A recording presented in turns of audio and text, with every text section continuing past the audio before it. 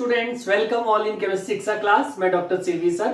Continuation में P block के MCQs practice question चल रहे हैं बच्चों, टर्म 1 और नीट जेई के लिए वेरी इंपॉर्टेंट। तो कंटिन्यू सीखते हैं नेक्स्ट क्वेश्चन। ओजोन, क्वेश्चन 1 आज का।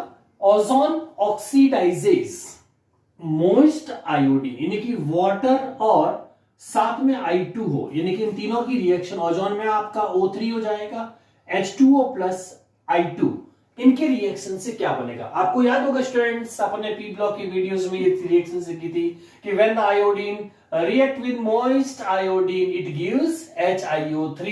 तो ऑप्शन सी करेक्ट होगा इसके अंदर, अगर इसमें रिएक्शंस आपको याद हो तो HiO3 फॉर्मेशन होता है।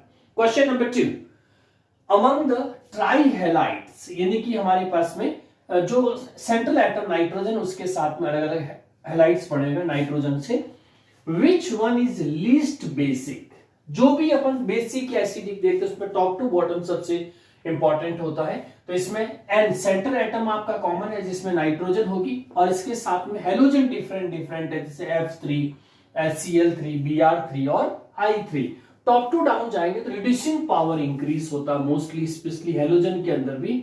फिर कल बाहर आई तो इस क्वेश्चन में आप देखेंगे तो यहां पे रिड्यूसिंग पावर ज्यादा होती है और यहां पे ऑक्सीडेटिव, एक तो ये देख सकते हैं। दूसरा बेस लिस्ट बेसिक, तो इसके अंदर सबसे ऊपर जब आप जाएंगे तो इस साइड में आपका एसिडिक कंपोनेंट रहेगा और डाउन साइड में आपका जो होगा वो बेसिक पार्ट ज्यादा जाएगा इसके अंदर। तो हमें क्वेश्चंस के अंदर पूछा which one is the least basic, तो अपन को इसमें स्टूडेंट लीस्ट बेसिक सेलेक्ट करना है। तो देखिए यहां पे एसिडिक ज्यादा होता है, इसका मतलब लीस्ट बेसिक है, और यहाँ टॉप बेसिक नेचर होगी।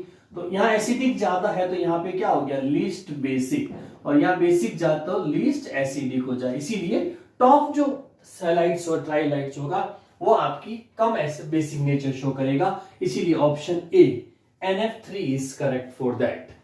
Now question number 3, in which of the following pairs, आपको कुछ पेयर दिए जा रहे हैं ऑप्शंस के अंदर और उसमें आपको वो स्पीसीज सेलेक्ट करनी है। हर एक ऑप्शन के अंदर 2 पेयर आपको मिलेंगे और उसमें स्पीसीज आइसोस्ट्रक्चर। स्टूडेंट मैंने कई बार आपको डिस्कशन में बताया है कि आइसोस्ट्रक्चरल जो होता है उसमें 2 इंपॉर्टेंट चीजें होती है।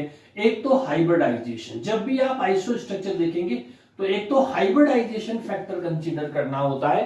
तो हाइब्रिडाइजेशन में विदाउट लोन पेयर अगर कोई भी होगा तो जिसमें सेम हाइब्रिडाइजेशन होता है वो आइसोस्ट्रक्चर होते हैं, लेकिन उसके लिए लॉन पेयर 0 होना चाहिए। लेकिन अगर किसी में लॉन पेयर है तो हाइब्रिडाइजेशन डिफरेंट हो सकता है, तो फिर आपको लॉन पेयर कंसीडर करना है, जिसको LP रिपल्सन या LP-BP। तो हाइब्रिडाइजेशन और लॉन पेयर मिलके, कई बार हाइब्रिडाइजेशन अलग हो सकता है लेकिन उसमें लॉन पेयर की प्रेजेंस की वजह से आपका स्ट्रक्चर डिस्टोर्ड होकर के सेम हो जाएगा।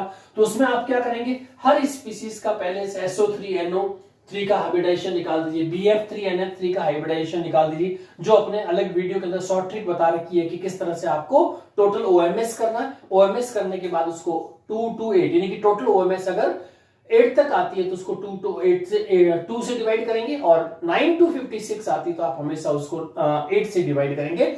इंडिविजिबल वैल्यूज को हमेशा 2 से डिवाइड करके हाइब्रिडाइजेशन कैलकुलेट करेंगे।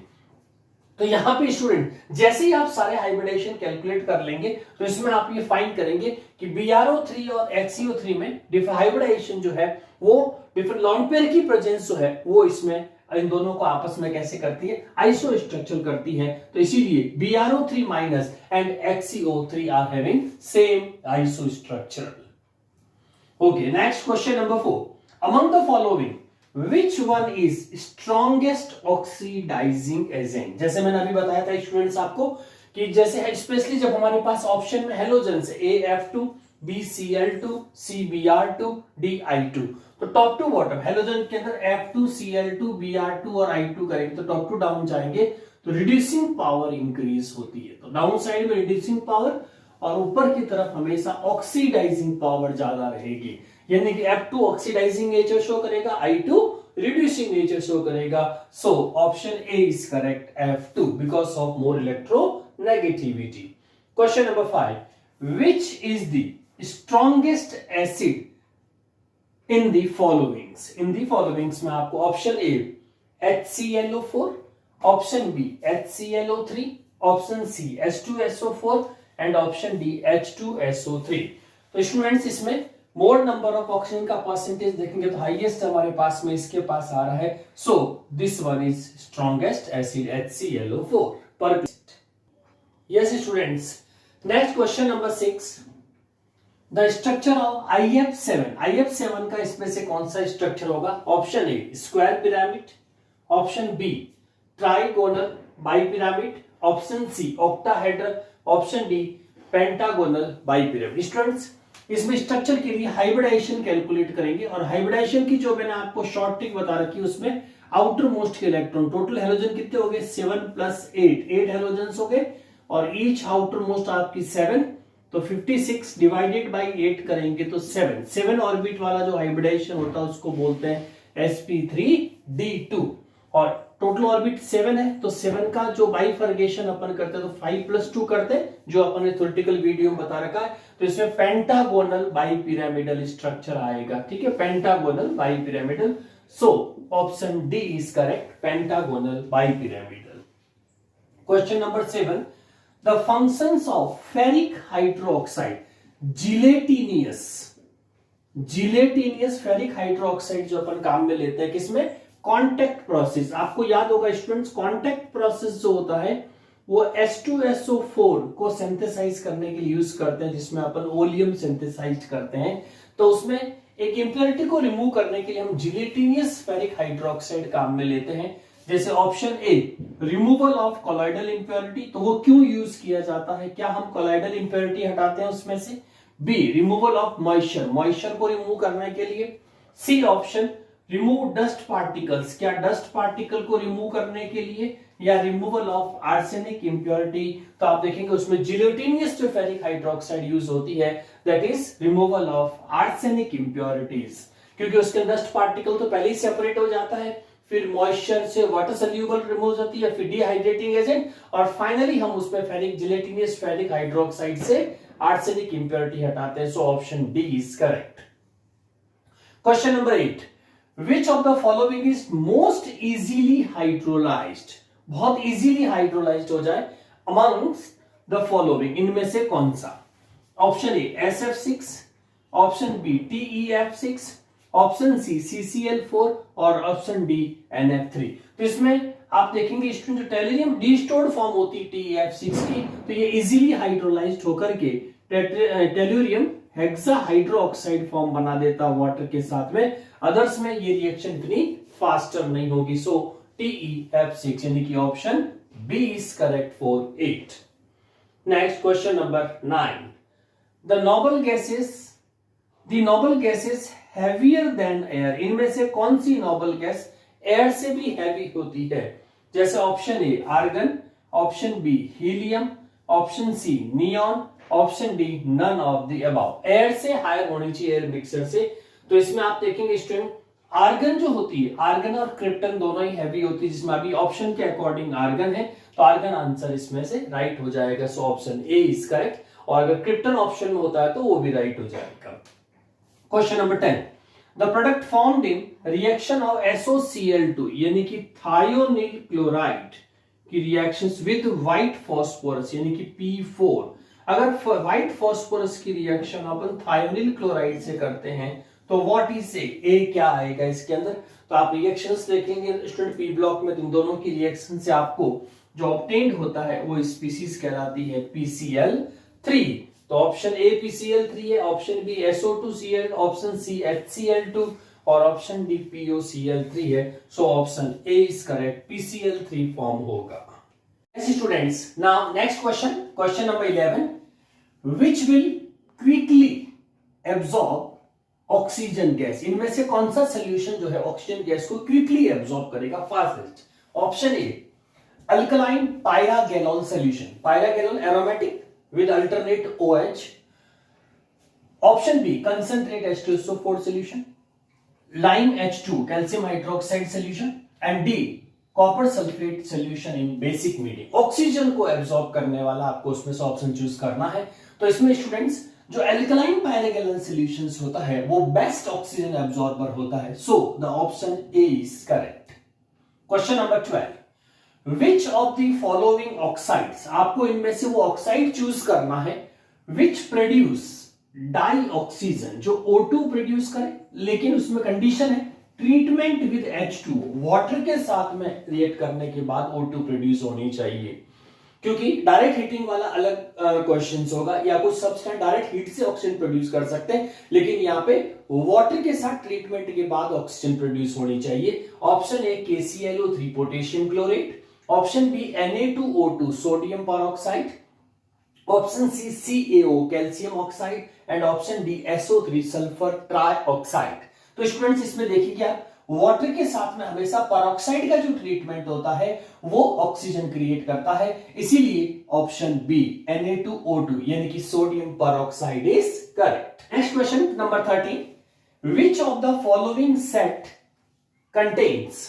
ऑक्साइड्स इन सीक्वेंस, सीक्वेंस पे ध्यान दीजिए, बेसिक वाले पहला लिखा हुआ होना चाहिए, एम्फोटेरिक सेकंड पे होना चाहिए और थर्ड पे एसिडिक ऑक्साइड रेस्पेक्टिवली होने चाहिए। यानी कि आपको ऑप्शंस के अंदर स्टूडेंट्स ऑक्साइड के कुछ ग्रुप्स दिए जा रहे हैं जिसमें आपको ये सीक्वेंस बताना है करेक्टली, जिसमें पहले बेसिक ऑक्साइड लिखा हो, बाद में एम्फोटेरिक और लास्टली उसमें एसिडिक होना चाहिए। Option A SO2 P2O5CO, option B barium oxide BaO Al2O3 SiO2, option C CaO SiO2 Al2O3, option D Al2O3 SO2 and CO। Yes students, answer फटाफट अपना लॉक करिए, फिर आपका इसका करेक्ट आंसर देखते हैं इसके अंदर। तो स्टूडेंट जब भी अपन पीरियड के बेसिस पे सेलेक्ट करिएगा हमेशा, जैसे आपका नानू मांगे आलसी पापा से कलर आर्ट, तो इसमें एल्यूमिनियम जो होते हैं आसपास के ये सारे एम्फोटेरिक होते हैं, इधर वाले बेसिक होते हैं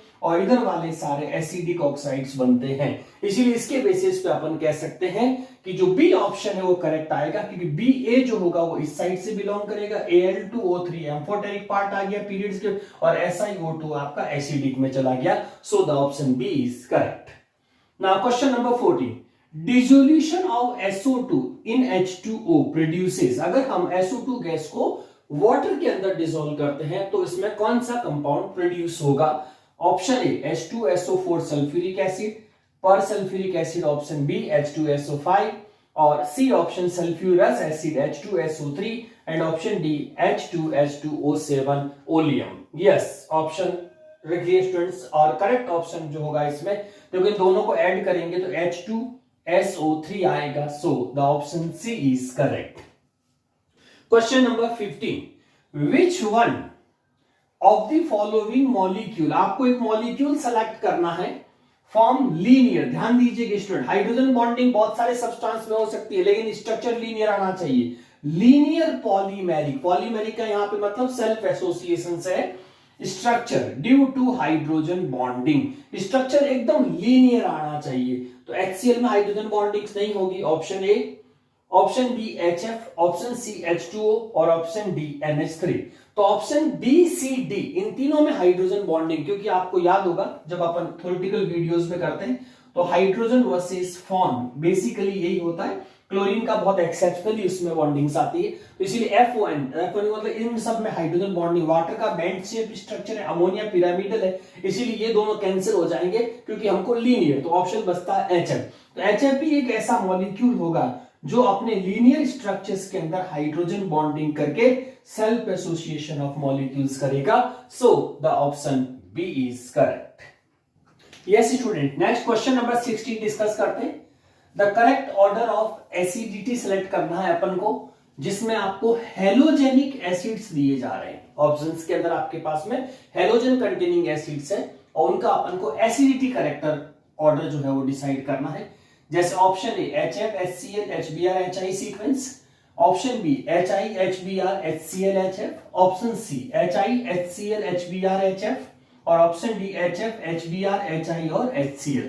आपको इसमें करेक्ट ऑर्डर देखना है कि कौन सा ऑर्डर जो होगा वो एसिडिक स्ट्रेंथ को इंक्रीजिंग ऑर्डर्स के अंदर होना चाहिए। जल्दी से स्टूडेंट्स आप अपना आंसर लॉक करिए, और इस क्वेश्चन को हिंट में ये रहेगा कि जैसे जैसे आप टॉप टू बॉटम जाएंगे तो आपका एटॉमिक साइज इंक्रीज होने से हाइड्रोजन इजी टू रिलीज रहेगा, तो बॉटम वाला सबसे ज्यादा एसिडिक आएगा। इसीलिए अगर अपन सीक्वेंस देखें तो इस सीक्वेंस में this one is the perfect, क्योंकि HI हाईएस्ट हो जाएगा, ठीक है, और HF आपका लीस्ट एसिडिक फॉर्म में आ जाएगा। So the correct order is option A. Now question number 70, next है correct order of electron affinity, जिसको आप इलेक्ट्रॉन एफिनिटी का अदर नेम होता है electron gain enthalpy, electron gain enthalpy भी बोलते हैं इसको। और इसमें आपको याद होगा स्टूडेंट्स, हेलोजन में बहुत बड़ा एक्सेप्शन है, जैसे FCl, Br और आयोडीन की तरफ इनका डिक्रीज होती है। फ्लोरीन की हाईएस्ट होनी चाहिए, लेकिन इसमें रिपल्शन फोर्स की 2p5 इलेक्ट्रॉन की वजह से एक्सेप्शन आ जाता है, तो इसमें Cl की ज्यादा हो जाती है, किससे? फ्लोरीन से। इसीलिए ये ऑर्डर आना चाहिए जिसमें इन दो को आपको एक्सचेंज करना था, तो फ्लोरीन की कम रहती है क्लोरीन से, इसीलिए ऑप्शन क्लोरीन वाला जो होगा वो बेस्ट जाएगा। तो क्लोरीन की हाईएस्ट देखो, पहले ऑप्शन में FCl-Bri, ClF-Bri, F-Br-Cli, Cl-Br-Fi, ये आपके पास में सीक्वेंस है, तो उसमें से बी ऑप्शन करेक्ट है। Cl की ज्यादा हो गई F से, और बाकी सीक्वेंस ऑलरेडी ओके है। So the option B is correct for electron affinity, और इसको अपन कह सकते हैं electron gain enthalpy. Question number 18, which of the following is tribasic acid? एक ऐसा एसिड आपको सेलेक्ट करना है ट्राई बेसिक होना चाहिए, यानी कि वो 3 एचाइन रिलीज करे और किसी बेस के 3 OH को न्यूट्रल करे। तो उसमें ऑप्शन ए है H3PO2, H2PO3, B option H4P2O7, C option H3PO4 और ऑप्शन डी H4P2O6। तो स्टूडेंट सबसे फेमस आप देखेंगे फॉस्फोरिक एसिड होता है ट्राई बेसिक के अंदर, फॉस्फोरिक एसिड, और फॉस्फोरिक एसिड का फॉर्मूला क्या होता है? H3PO4। So the option C is correct for tribasic acid. Question number 19, which of the following is suboxide? आपको इनमें से चूज करना है कौन सी सब ऑक्साइड कहलाती है। Option A BO2, option B N2O, option C SNO2 और ऑप्शन डी C3O2। तो स्टूडेंट्स आपको याद होगा इसमें कार्बन सब ऑक्साइड का फॉर्मूला होता है C3O2, तो option D is correct for that. Now next question number 20, which of the following reagent? आपको इन ऑप्शन में से कोई रिएजेंट सेलेक्ट करना है, कैन बी ऑक्सीडाइज, जो पोटेशियम आयोडाइड को उस रिएजेंट की प्रेजेंस में I2 लिबरेट की जा सके, ऐसा आपको इसमें से कोई रिएजेंट या गैस चूज करनी है। Option A O2, option B Na2O2, option C O3, option D CO।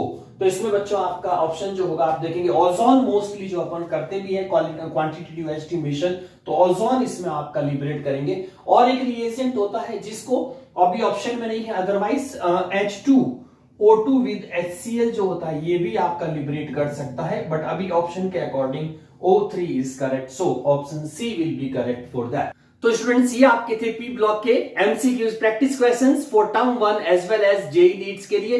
बने रहिए, थैंक यू फॉर ज्वाइनिंग, और प्रैक्टिस करते रहिए। और जिन बच्चों ने थ्योरेटिकल वीडियोस नहीं देखे हो पी ब्लॉक के, उस देखने के बाद में ये क्वेश्चंस करिए, आपको बहुत इजी लगेंगे। और पी ब्लॉक हाईएस्ट वेटेज है और स्कोरिंग है, इसीलिए इसको अच्छे से तैयार करिएगा। Thank you for joining.